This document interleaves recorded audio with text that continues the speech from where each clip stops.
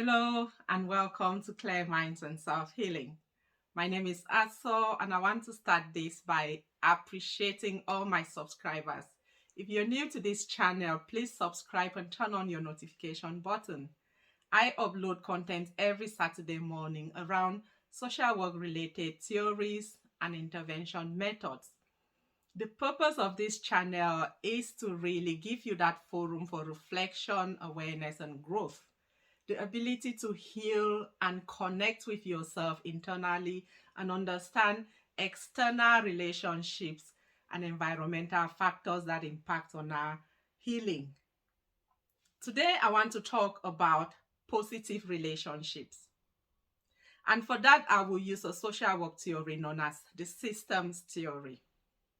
Now, within this theory, professionals look at how families function. And in doing so, they look at the individual within their space and the power and emotion that they control, and also the other components of their environment and families, and how the power and emotions work within that space and the impact that each person's power and emotion has on the other.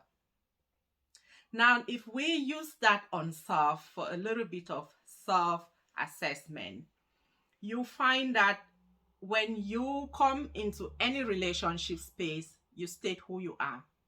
You define yourself according to your mindset on who you are, your feelings, your security, your insecurities, your sense of self-worth. You present that to the table.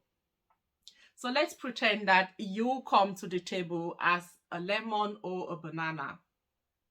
You're going to hopefully understand who you are as each of these.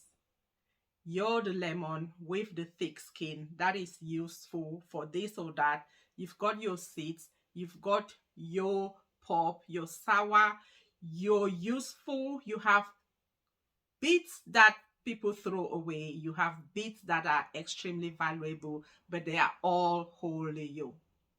And you cannot be you without those other pieces, whether they're valuable all the time or not.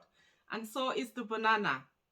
You peel it off, you eat the softness, you're ripe, you're raw, you're rotten, you're squashed. You have to understand all the different components of you per your definition, per your thought, per your experiences, and your feelings at the moment, whether you're raw or ripe, or rotten or soft or sweet. You knowing you that much and bringing you that clearly to a relationship table sets the pace for your own confidence and holistic growth and healing, and also for those who are sitting on that relationship table to listen and decide how they love their bananas, whether they love the banana. Do you love it raw or ripe? Do you love it soft or mashed? They have a right to know and understand what they are getting from that table, as much as you have a right to sit there whole and real and confident and state your identities and your values.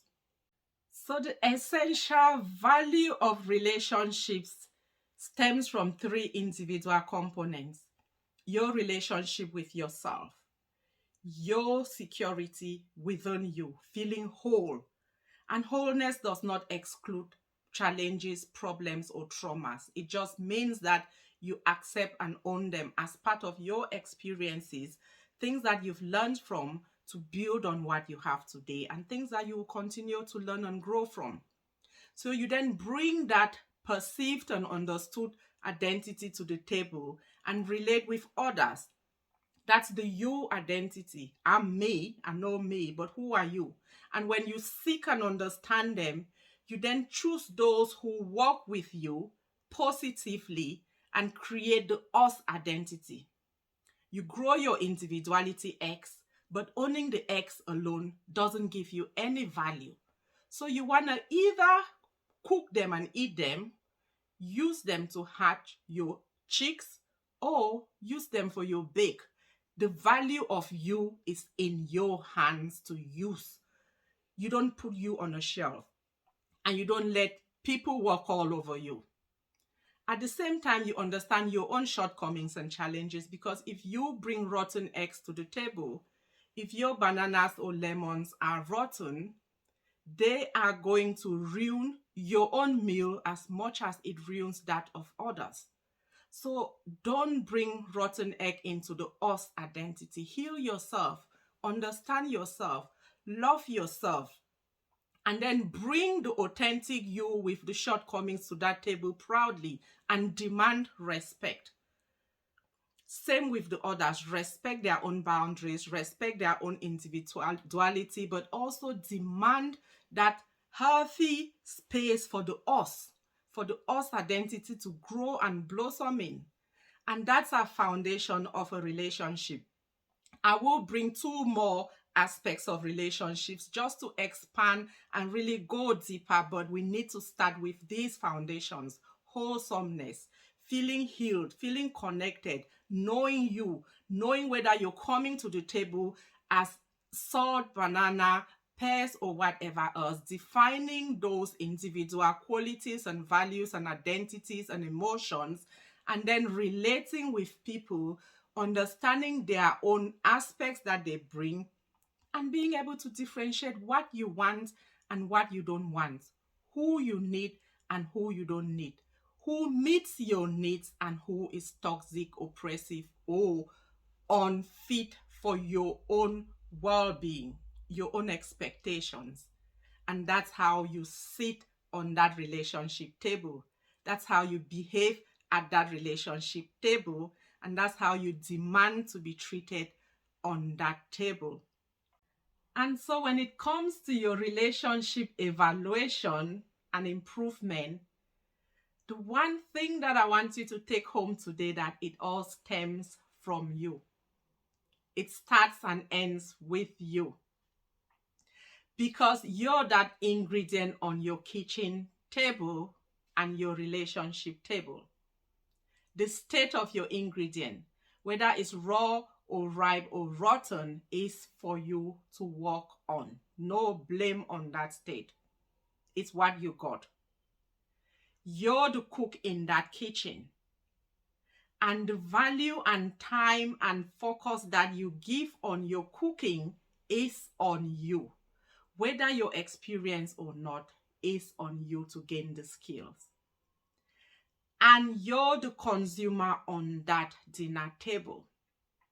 Whether or not there's no salt or too much salt in your meal is for you to address, to take that accountability and responsibility, to have that honest conversation with that other person on the table about how much salt they put in the food or how little salt they put in it.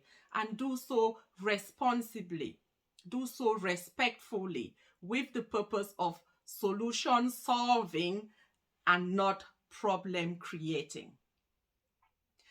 The alternative to having those open conversations is eating too much salt or too little salt for the rest of your life. If this is toxic, if they are not meeting your needs, if they are not pulling their weight, if they're maltreating and disrespecting you, you have to be able to politely have those conversations. And if you're not able to have those conversations, then that's the work that you have to do on yourself, because then that's partly your responsibility and accountability level. Because the alternative is sour, bitter, squashed up food for the rest of your life. And there is so much value in relationships. There's so much value in your ingredients for you to waste them as that cook in that kitchen. You have to build on you. You have to build on them. You have to build on us consistently. Otherwise, you're part of the problem. And if you find that building doesn't work, if those walls keep crumbling, and if the quality of that food keeps dipping, if that salt keeps rising, then you know the other kind of decisions that you need to be taking. Either way, the hard work in your relationship starts and ends with you. The jewel in the relationship sits in you. And the power that will grow you and grow the other comes from you. and works out and then back to you. So if you've enjoyed this, please subscribe and share and invite and motivate others to our next session of positive relationships.